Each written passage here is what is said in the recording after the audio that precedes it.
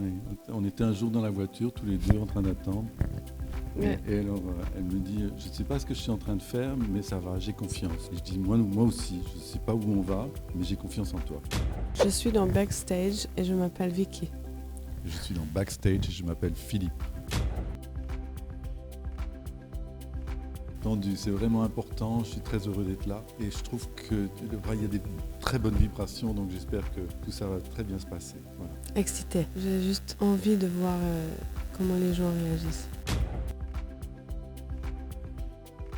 Je sais pas. Moi, j'aime pas vraiment la construction et la préparation. Autant parce que des fois, j'ai peur que ça devienne ma chose. C'est moi qui construis un personnage et après, les gens, ils vont applaudir, ils vont dire « Oh, elle a vraiment bien fait ». Mais alors, pour moi, c'est raté parce que du coup, ça devient un exercice et pas quelque chose qui t'attrape et qui... Je veux dire, politiquement parler... Si on fait un film, on veut réussir à faire bouger quelque chose dans le spectateur. Et des fois, j'ai l'impression que si ma préparation ou construction elle est trop parfaite, le spectateur il peut pas vraiment rentrer. Consciemment, je laisse place à la faute, à l'imparfait, pour inviter les gens pour me croire. Les vrais gens dans la vraie vie, ils sont pas parfaits non plus. Dans ce rôle-là, j'ai de pas trop construire et de plutôt m'ouvrir à cette vérité qui est que je suis aussi tout le monde. Donc, je ne suis pas mieux que les autres. Je ne suis pas bon et l'autre est mauvais. Mais le mauvais, il est déjà en moi et c'est à moi de choisir quel côté je prends ou qui je deviens en être humain.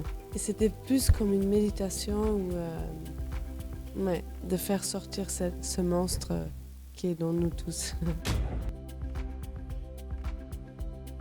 On avait une équipe très soudée, Ouais. très harmonieuse.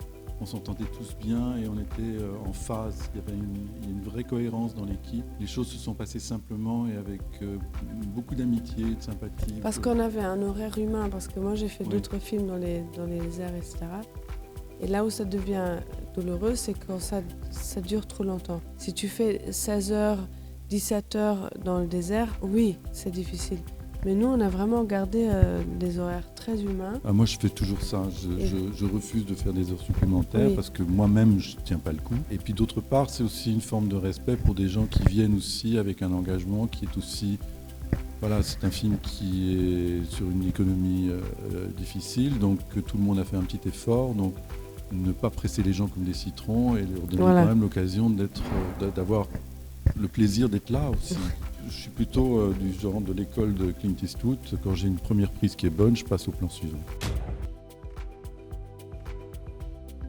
Alors on a volé quelques plans, comme ça, juste pour le plaisir. C'était facile, mais en même temps, voilà, personne ne pouvait rien nous interdire non plus. On n'était pas dans des endroits qui étaient localisés. Il est quand même là, le mur, il Voilà. est très grand. Oui, oui, il est très grand.